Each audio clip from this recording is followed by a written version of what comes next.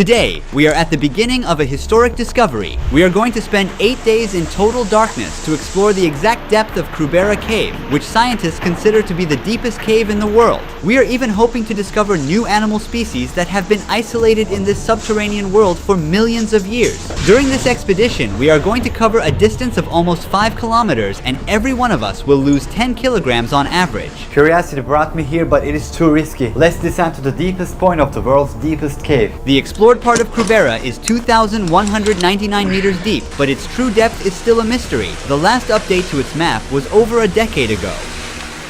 Now I'm going to secure myself.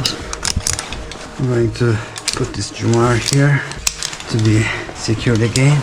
I'm going to tie this new station's rope to my stop descender to descend further. I'm good to go. I'll take this securing point off. Jumar, and take it off. Time to descend. At the cave's deepest accessible point, there lies a dangerous siphon never passed until now. Yet our goal with the Russian speleologist team is to push further. I even signed a contract accepting that this expedition could literally cost me my life. For over 20 years, Crimean Federal University lecturer Gennady Samokin has worked on this cave. The hardest part is always the entrance part. I've been training for over a year to join this expedition and document it. During these shoots, I'll come face to face with life-threatening situations on 4 separate occasions. Time to connect to this station. I'm gonna secure myself first. Now I am connected to 2 securing points. Any mistake can be fatal. That's why we use 3 securing points. Deep, slippery wells, tight squeezes, siphons where there is no air, and freezing temperatures. That's what we're about to face. It's time to take this off and then this off. Now we are gonna descend. Hello, Krubera. Pitch darkness. Free! These hooks and ropes you see are from previous expeditions. For more than 60 years, speleologists from around the world have come to Krubera, with no one yet measuring the exact depth of the cave. There's a real danger of rockfalls and sudden floods. Be careful with the rocks here. Even the most experts have lost their lives here for these reasons.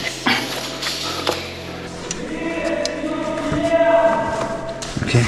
With the help of NVIDIA Studio and GeForce RTX GPUs, we've brought the first ever detailed 3D map of Krubera Cave to life. More on them later, but on this map you can see 5 main camps at different depths of the cave where we'll sleep. The camps are set up in a way that they are only 8-hour moving distance far from each other. We move 8 hours a day, then rest. Just because we're descending one after the other doesn't mean it's only us. We're actually a team of 2 groups, 11 people in total. And right at the beginning, I started to tangle myself. Because of confusion, I forgot to put my stop descender on and carelessly unlocked my most vital securing point. Now I'm relying on the Jumar, the weakest securing point. It works fine as long as I stay upright, but if I squat a bit too much, it fails. I forgot one thing. I need to adapt quickly if I want to make it out alive. I'm gonna put my securing point because I forgot to put the sander. Alright. When you're on the rope, it's just you and the rope. You're all alone. Nobody can see the mistakes you could make and really help you.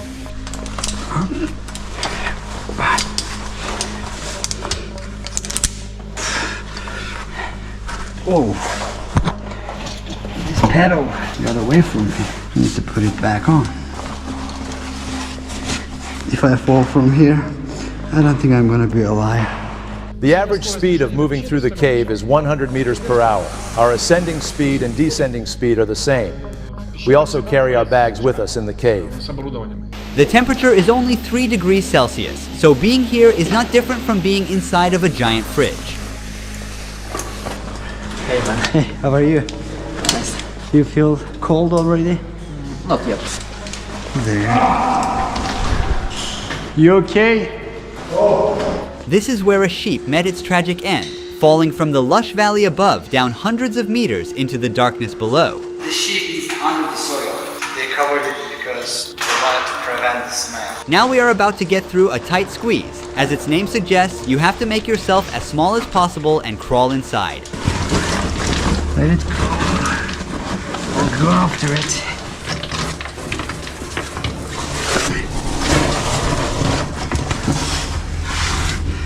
Oh my god. How will I do this? I have to go sideways like this. Krubera Cave is in the Arabica Massif of South Caucasus, 15 kilometers away from Black Sea. Arabica is one of the largest and highest limestone formations in the mountains, providing an ideal environment for the development of such an immense cave. The cave was formed and carved by underground streams and rain, creating both massive, steep wells as well as narrow, long tunnels.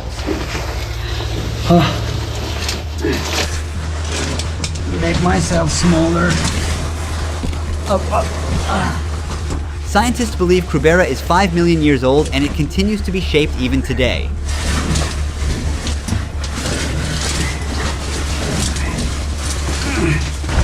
These squeezes are very hard. They say don't feel claustrophobia until you get stuck.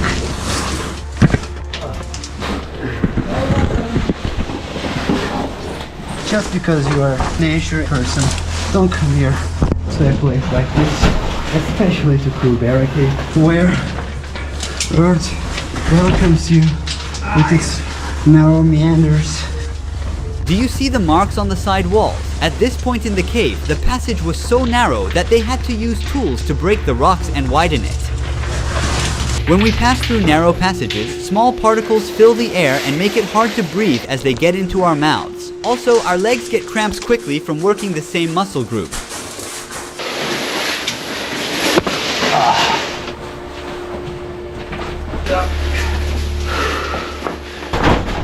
It's better if you go slow. Here you can see the wire. This wire goes for 2,000 meters Yes. and allows the phone to work. Unfortunately, some broken somewhere. It was likely damaged by a recent flood. We're completely cut off from the outside world for the next 8 days. We have two possible ways here. Yes. And there is an arrow on the wall that shows the correct way.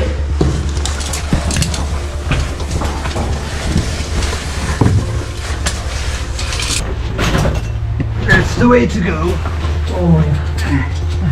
I'll take the arrow. Oh.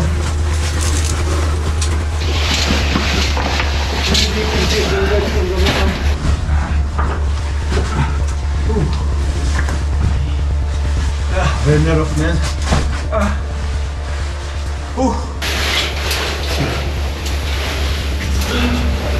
Is useful for the transport bags. So you don't have to carry the weight of the bag. Rope carries it for you. And you move it like this.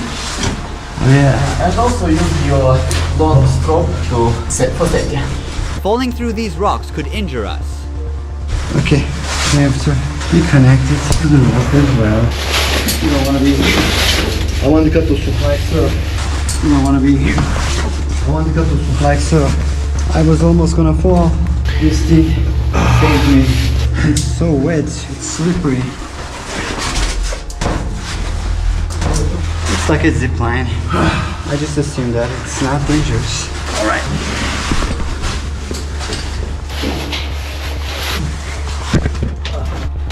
The big well starts. How you feel, Odak? I took the pill, so it's easy now. What type of a pill? A painkiller. It has been a long way. We're about to arrive at the first camp.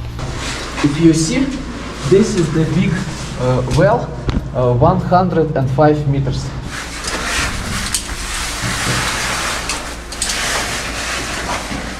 It feels like it's 3 times bigger. Thinking about ascending 2 kilometers back to the surface makes me feel overwhelmed already.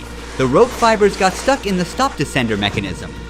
If I couldn't get them out, I would have to leave the stop descender here, and I wouldn't be able to go down any further. I would have to quit and climb back up. This panic caused me to tangle my rope and my bag's rope.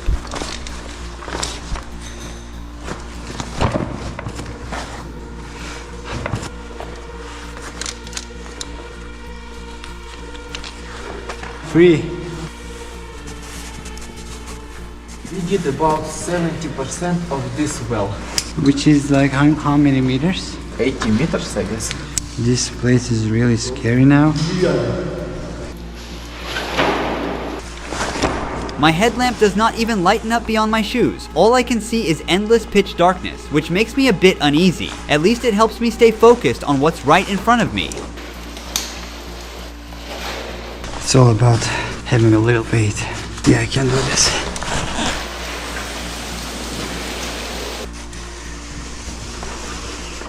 It shocks the rope. Intense shock loads on the ropes from sudden falls like these can break the rope because of the high tension. It can also seriously damage my spine. But it doesn't go very smooth.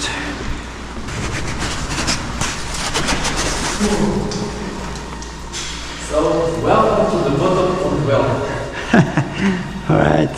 While we were descending into a huge well and filming everything, the first group created a gap between us. Wait, I don't know what's in here. But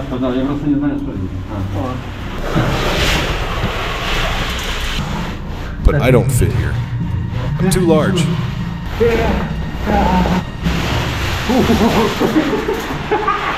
Look at all the rocks. I think they dropped from the ceiling. If we camp here, one of these rocks can fall on us. There's a sign here. Yes, it says don't put your mess in here, take your mess to the surface. The mess means, well, before there were flashlights, people used carpet lamps. Waste from all the era lamps. Being the center of interest of speleologists, Krubera has intrigued some daring scientists since the early 20th century. After just 10 hours in the cave, our eyes are bloodshot and our faces are covered with mud. My clothes cling to me, soaked with sweat.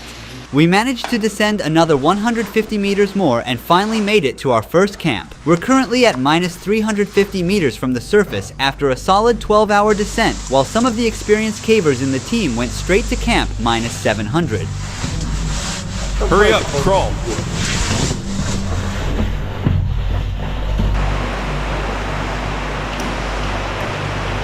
Where could I put this? Hang it over there. Got it. Like drying them off in the sun, huh? Yeah. Gennady is very optimistic about the possibility of discovering a new animal species at the bottom of the cave. I can't stop wondering what we will discover. My boot's on fire. Is that your boot? Take this one. We should put the kettle on. Let's warm up the tent first. Then dry our socks. Now, everyone is busy drying out their damp clothes and repairing their gear. We're gonna eat some snacks. It's really cold, especially when we sit down. We can feel more cold from the ground. Change our clothes and we will drink this soup, eat some pasta, and sleep, hopefully not get frozen. Кавказская кухня. The most important things are food and fuel for heating, of course. Speleologists spend the maximum amount of calories, up to 8,000 kilocalories a day. It's impossible to fulfill the calories. That's why I say nutrition is very important. Everything I wore has gotten wet and I need it dry by the morning. We have sleeping bags that keep us warm down to minus 10 degrees Celsius. Good morning, everybody. I just woke up and I'm freezing. I completely lost my sense of time. After a sunless morning in Krubera, we shake off our weariness. He's sipping the fresh water that the cave offers.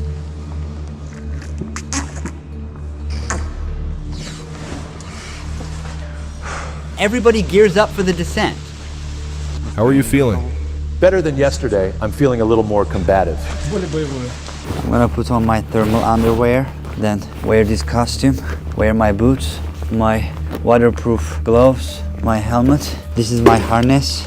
My muscles hurt, but I'll try to be quicker today. Our goal is to reach the camp at minus 700 meters as quickly as possible to meet up with the team that went ahead, and then push forward to camp minus 1400. No time to waste.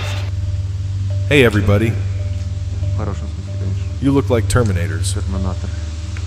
Horizontal tunnel. Then another big well, 115 meters long. Another tunnel. From there, some ropes down and up, and horizontal like tunnels again. And then? After that, the last well is 30 meters. Then we like go a little bit more and find the camp. I also asked him if we could catch up with the first group. It will take like about 2.5 hours to get, maybe like less, but I don't know when they will move out. Right. They think we are slow and they want to wait as much as possible. That's the passage we have to go? Yes. If you want to pee, you have to take all this gear off, which will take any person about 30 minutes. If you are in a hurry, you might pee on yourself. Sometimes it's a better idea to do so. Free? Let that go, which pulls me down. It's not like Earth, it's like an alien planet. No life here. Bye bye. Bye. Alright, good luck. Yeah, you too. This works, yeah. Wonderful. We're completely cut off from the outside world and on our own down here. The camp on the surface has no way of knowing directly if anything goes wrong, so we have to be extra careful. Look, there's water here. They gathered the water from here to the camp. We've been descending for about 6 hours today. We're all pretty wiped. Oh, the rope is wet. From now on, all ropes are wet, and the descender's mechanism doesn't slide easily on wet ropes, causing risky shock loads each time. Breathe. Another tunnel, huh? He is shaking from the cold. I asked for another break. You have to rest, but you cannot rest long enough to start freezing. Sometimes you kind of sit, you turn your light off, you close your eyes and try to rest and falling asleep, and this is the worst. You can easily die if you fall asleep. So no matter how hard it is, how difficult it is, you just have to push yourself. So we've decided to rest at camp -700 before pushing to camp -1400. Here is our home for tonight. It looks like everyone has gone ahead already. Our guide is going to prepare some lunch, dinner, whatever it is. I don't know what time it is. My brain is so tired. More tired than my muscles. We're close to camp -1400. Before entering the -1400 camp, speleologists created a makeshift water tap using an empty bottle. The group ahead has also reached their new campsite at -1400. Why are you pointing at the tent? It's going to fly off your hand.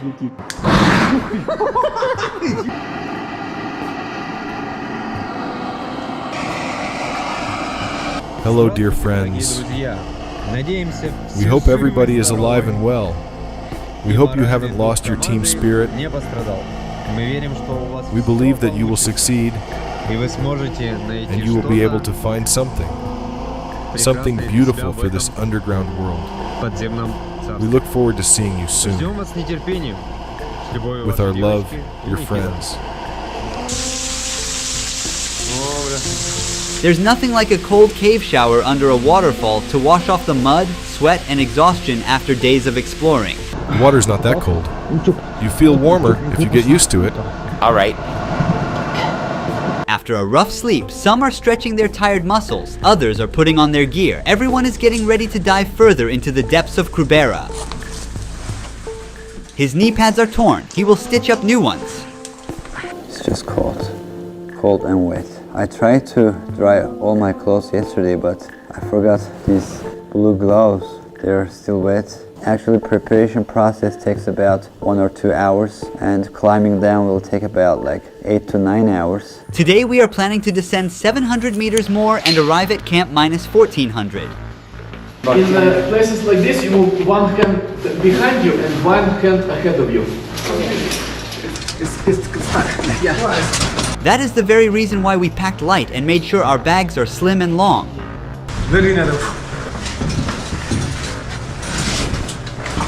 I barely fit.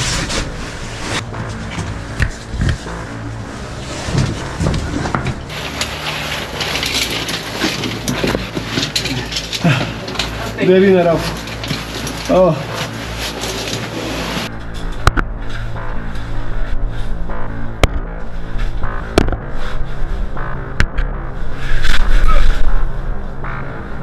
Everybody, let's keep going. This is the right way.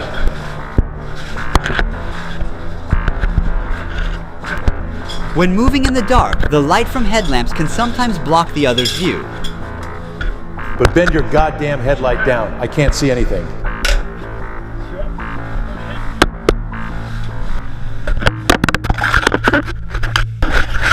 That's enough. I hate this camera. While I was waiting to descend, my headlamp battery ran out. Oh, my battery is finished. There's no light. Luckily, I had spare batteries in my pocket. At the very bottom of the cave, we did a topographic survey and we recorded everything with the camera. As we go deeper into Krubera, I wonder how the animals have evolved here in the darkness. So far, I haven't crossed with any creature. But it makes me think where there's water, there's a chance for life to exist. Cave is so wet now. In the cave, your biological clock is always off. Without clock, automatically switch to 40 hours a day. 40 hours daytime. Yes, so they like awake for 20 something and sleeping for 16 like something. We've reached the halfway point of Krubera Cave, but we still need to descend another 200 meters to get to the next camp. The cold, tiredness, and being always under artificial light are starting to affect my performance and leading me to make fatal mistakes. At this point, when I was 50 meters above the rocky ground, I accidentally unlocked my last securing point and realized I had to hang solely by the strength of my muscles.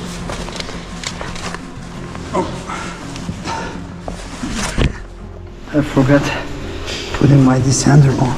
Every second, my muscles are getting tired. If I fail to lock my carabiner and fall, I will certainly lose my life. The way I attach the carabiner is extremely risky, and it could open at any time. I also got my glove jammed. Right.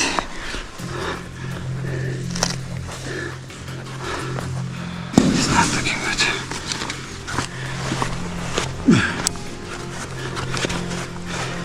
Right. It requires full dedication. One small mistake can kill you. Now I'm good to go.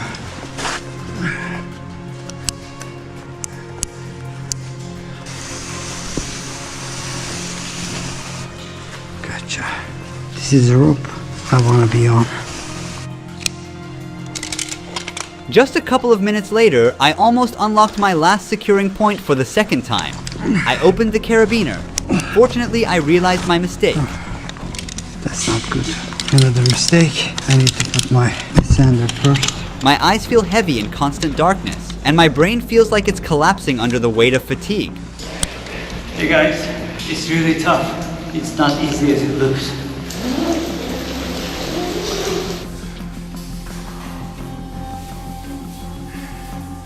Hi guys. Welcome. At last, we've got our feet on solid ground. One of the speleologists gives us a brief on what to expect on the remaining route. He's curious if I could take it because of the mistakes I made one after another. Sorry guys, there are some siphons there. Wait for us here. Just a few hundred meters below, there are underwater currents that block the way. Siphons are basically passages that are flooded with underground rivers. Well, everybody, let's go and take a dip. There are dozens of them along our path, and a single wrong move could leave us trapped, out of breath, and facing the terrifying risk of drowning. To help you better understand the challenging conditions in Krubera, we created 3D models of siphon explorations and the map. Blender, as with most 3D softwares, is powered by NVIDIA Studio and GeForce RTX, so we work directly in full detail within the viewport, seeing results instantly without waiting for long renders. On the map, you can see where the siphons begin and end. These water-filled, deep passages are scattered throughout the cave, and we're now starting with a moderately big one. Creating these animations took us 2 weeks, but the advanced technology we used significantly sped up our workflow and helped us to save hours. This caver, as you can see, has attached rocks to himself to prevent floating upwards and striking his body on the ceiling. He could also be swept away by the water flow and get lost in one of the upward leading passages and lose his life. Some of the siphons, like this one, have no air pockets, which means these passages are completely filled with water. Passing through them can take several minutes depending on their length and difficulty. If you can't follow the rope in the siphons and miss it, you can enter the wrong tunnel and you can drown. If your clothes get caught on a sharp stone and you can't get it out in a panic, you can drown. Even if you do everything right, you can still drown if you can't hold your breath long enough.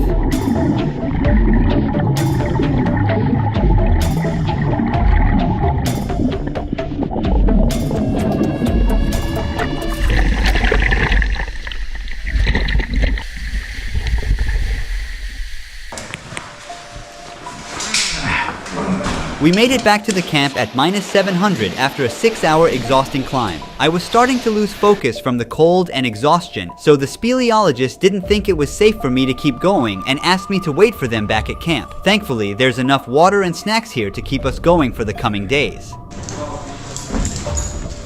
Oh, these are the mats, huh? Bingo. The sudden and powerful flooding at camp -1640 lifted the leftover mats off the ground, leaving them stuck high above. It looks like this place was totally submerged. We didn't know it at the time, but while we were in the cave with no connection with the surface camp, it started raining, which means a real risk of flooding. The footage you're seeing now is from a few years ago. As you can see, people barely made out. Similar floods could destroy our camps and the passages. Everybody got so wet. Look how we dry ourselves off. It's a good idea. After a wet and chilly night in the cave, the speleologists are preparing their gear for the big days ahead. They will measure the exact depth of the cave and might even discover new animal species unknown to mankind. -1640. Let's get started. The sharp icicle-like structures hanging from the roof are called stalactites. These formations grow incredibly slowly, typically less than 10 centimeters in 1,000 years. They form when water drips down, and calcium carbonate deposits build up over time. Is there any space for me there? Yeah. The team is extra careful to avoid damaging them.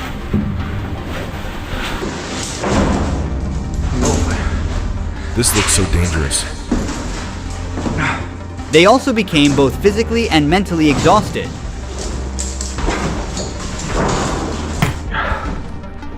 It is too low. It needs to be higher. We will hang out more laundry. Finally, they made it to camp -1960, which is the last and the most uncomfortable camp due to its limited space. Is it okay if I pee on you? The team was unable to even stand up properly the entire time they were in this small gallery. The camp is -1,960 meters down. It's one of the deepest camps in the world. Some of us are soaked entirely, and we all have bruised eyes. Some went down to -2,080 already. The camp, of course, is not very comfortable here. The flood constantly washes away all the mats. As for the two-captain siphon, it starts about 200 meters down from here. After days of relentless effort, the team has finally reached the deepest point in Krubera that humankind has ever explored. Gennady and his teammate are now working to precisely map Krubera's depths. Measuring the deep underground is much more challenging than measuring the surface, as GPS signals are useless. A laser rangefinder is used, which is capable of calculating indirect heights and distances between 2 points. He is proceeding to the outermost edge for the exact calculation.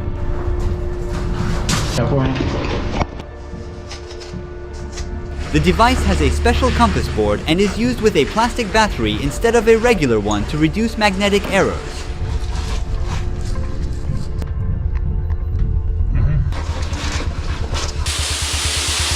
Not on our left, not on our right. Where to go? There is no other way. What? There is no other way. I understand.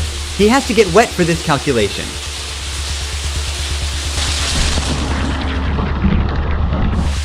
Okay. Once they exit the cave, they will make the total calculation and issue an official statement regarding the cave's actual height. They are near the two-captain siphon, the deepest siphon in the world. This is the endpoint. They're preparing the gas tanks to dive into the deepest point of the cave, equipped with a precision measurement device to record the cave's depth. Gennady also carries numerous bait traps. He hopes to discover a new animal species yet unknown to mankind. We have to be careful here. Let's see the results. Let's see if anything lives down there. Now the team is getting inside the siphon's deep, cold, and murky waters.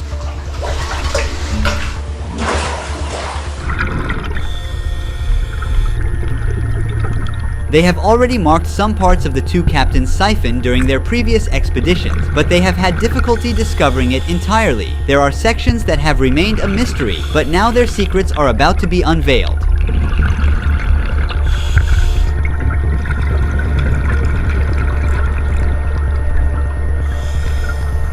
He tied a few bait trap bottles to the rope so as not to lose them.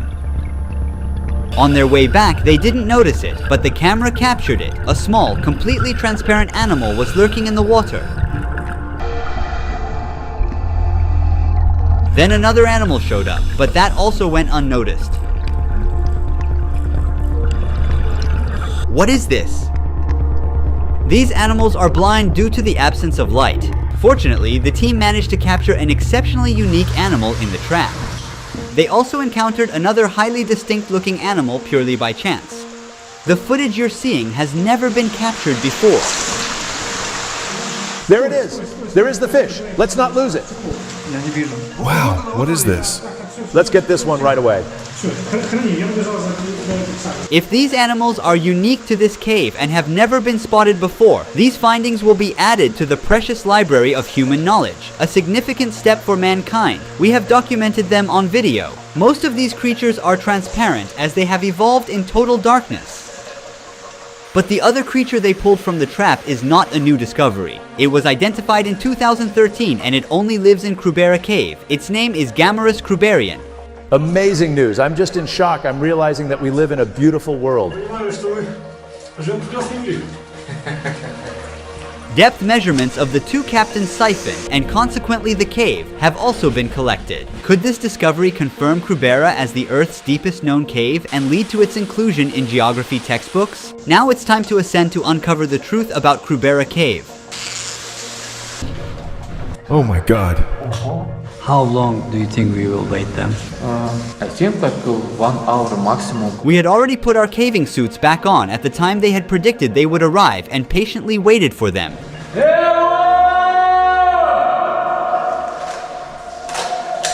I hear them.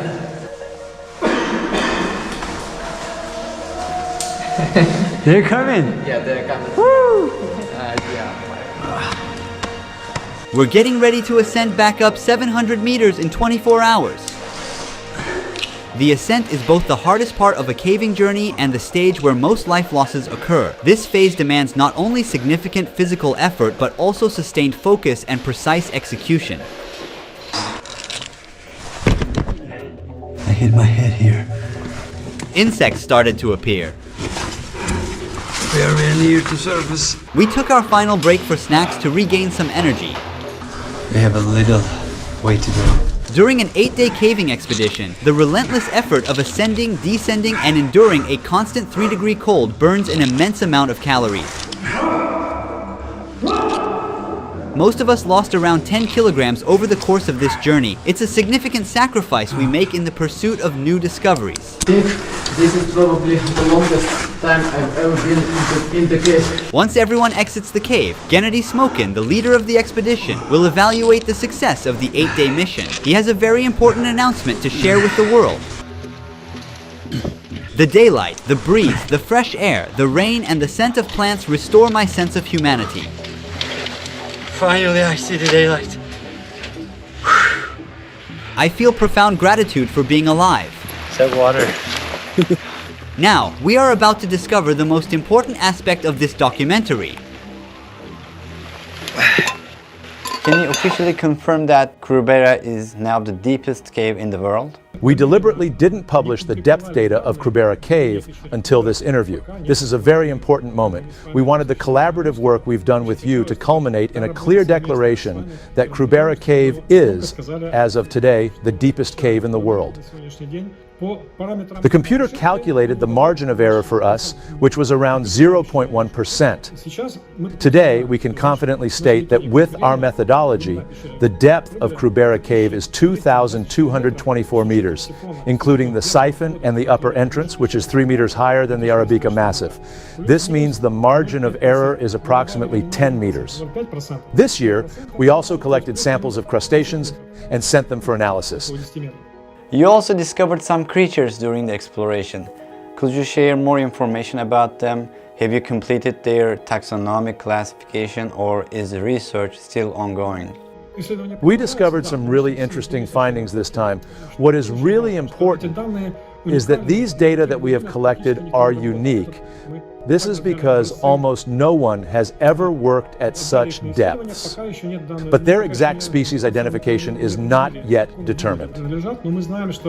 You might remember that at the end of one of our previous videos, I asked for your support for the Krubera project. Thanks to your donations, the exploration of Krubera Cave became possible, allowing us to film these discoveries and share them with the world. More than 188 people took part in the making of this project. Unlike other so-called documentaries on the internet which often explain already known facts, we documented something entirely new. This project stands as a true documentary in every sense. In the future, we are planning to visit Tristan da Cunha, the most remote settlement in the world. To get there, we will travel 7 days on a cargo ship from South Africa, spend 2 weeks on the island and return back in 7 days. The nearest settlement there is St. Helena, which is approximately 2,430 kilometers to the north. But everything related to this project is costly. Only your super thanks support could make this rare documentary come to life. I also want to thank Nvidia for supporting us creating these animations and maps of the Krubera Cave. With the power of GeForce RTX GPUs, we were able to efficiently handle over 30 hours of raw footage with unmatched efficiency and share this Krubera documentary with you. AI-powered video editing with Nvidia's GPUs saves us a lot of time on big projects like this by handling repetitive and time-consuming tasks for us. As a production team using Blender for 3D modeling and Adobe Premiere for video editing, RTX GPUs speed up tasks like denoising renders and make 3D rendering incredibly smooth. Meanwhile, the ray tracing cores delivered photorealistic lighting and shadows, bringing our 3D scenes to life. On the video editing side, RTX GPUs enabled us to improve audio clarity with AI-driven noise reduction, achieve precise color matching for a consistent look, and dramatically reduce rendering times. GeForce RTX GPUs accelerate over 100 of the world's most popular creative applications, including Adobe Creative Cloud, Blender, Autodesk Maya, Unity, Unreal Engine, and OBS, empowering creators to move from concept to completion faster than ever before. Thanks to Nvidia for supporting this documentary.